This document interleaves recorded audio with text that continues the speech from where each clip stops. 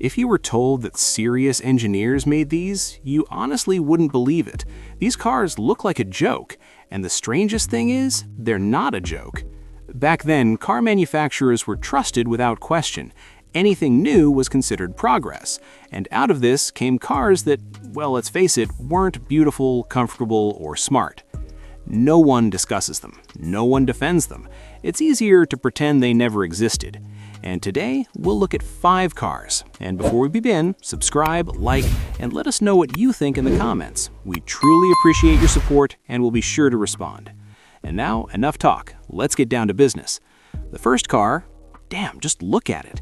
It looks like it came straight out of a cartoon. But no, it was actually made by serious engineers. Every detail is thought out, but why? No one understands. This will be a pain in the ass, friends, but also a true rarity. Meet it. Ford Econoline pickup, 1961. And I'll warn you right away, it looks weird, like someone just slapped a box on wheels. But this is serious engineering, no joke. It was built for work, for cargo, delivery, and all sorts of utility needs. But the design, oh my. The body is short and square. The headlights are right at the end. The hood is almost non-existent. You feel like you're sitting in a box, not a truck. And this combination of box on wheels and a real working machine makes it simultaneously comical and surprisingly functional. Under the hood was a simple inline engine, maybe 144 or 170 cubic inches, your choice. Not powerful, but plenty for cargo. Interestingly, it handles like a small truck, tall, narrow, and maneuverable. It was comfortable for its time, but visually, well, that's something else. And another funny thing, this was one of the first pickup trucks where the driver sat almost directly over the front wheels. Comfort-wise, so-so. But the visibility was excellent. You could see everything in front of you. And what's really funny, back then, everyone thought new equals progress. In reality, this box on wheels became a cult favorite among blue-collar workers, but to most ordinary people it seemed strange, even ugly. People simply didn't like to discuss it in public, but it did its job. It carried cargo, hauled everything, and didn't break down.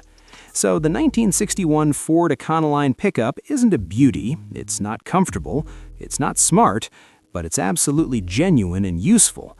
A vehicle that's hard to love visually, but impossible to ignore functionally. Okay, we've covered the Econoline, a weird transmission that actually worked.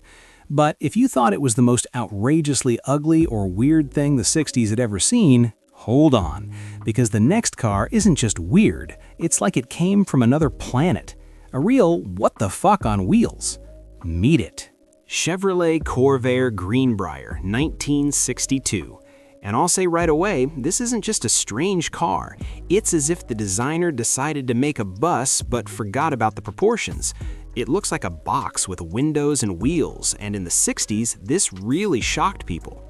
What's interesting is that this isn't just a bus for people, but a full-fledged minivan.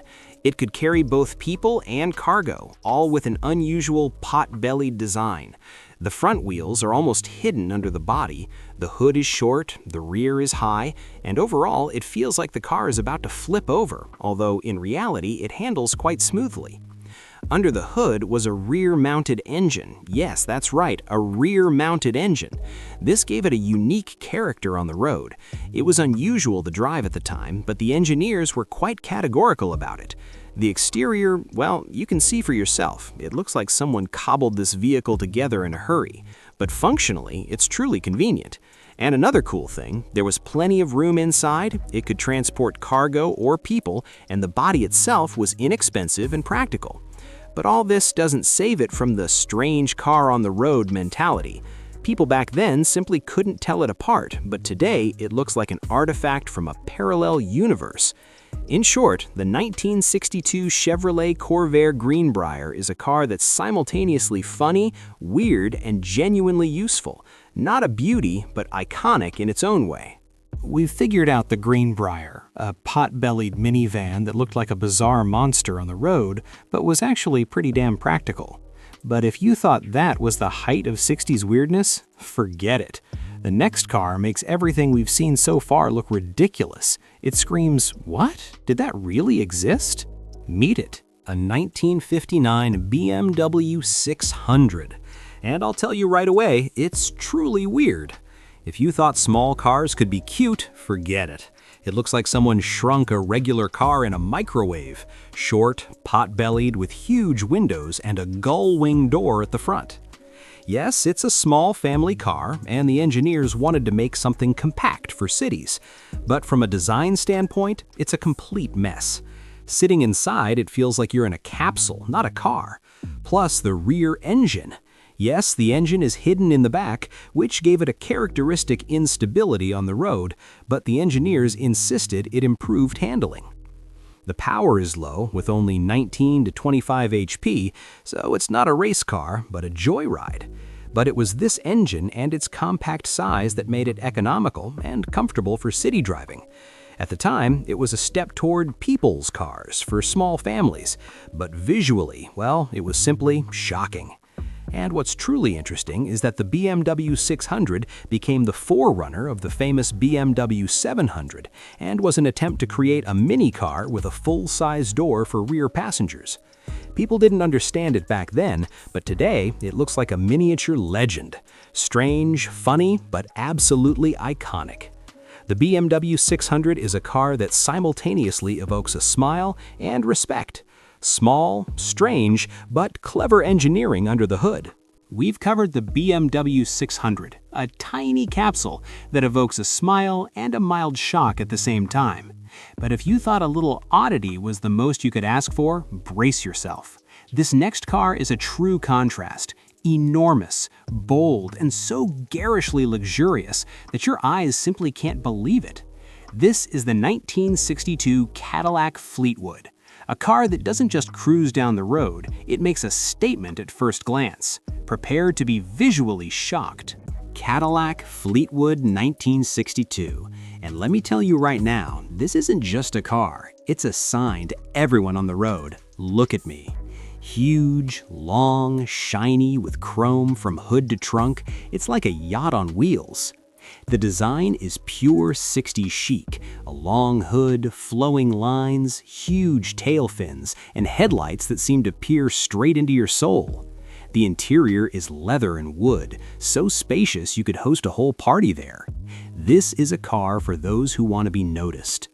Under the hood was a V8, powerful, as if it could carry the entire city.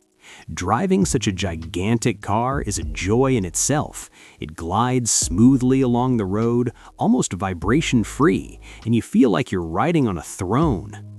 But here's the funny thing. For many in the 60s, this was too much.